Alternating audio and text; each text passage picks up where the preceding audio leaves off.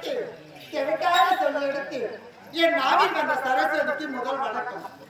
இன்பத்தில் சிரிப்பவன் அதிர்ஷ்டசாலி, துன்பத்தில் சிரிப்பவன் ஞானி, கற்பனையில் சிரிப்பவன் கவிஞன், கண்டவுடன் சிரிப்பவன் காரியவன், தெரிவில் சிரிப்பவன் நடிகன், தெரியாமல் சிரிப்பவன் ஏமாளி, நிலை உணர்ந்து சிரிப்பவன் நிதானம் உள்ளவன், நிலை உணராத சிரிப்பவன் நிதானமற்றவன், ஓயாமல் சிரிப்பவன் பைத்தியக்காரன், ஓடவிட்டு சிரிப்பவன் வஞ்சகன், உட்கார்ந்து சிரிப்பவன் சோம்பேறி, தன் உயர்ப்பால் சிரிப்பவன் உயர்ந்த மனிதன்.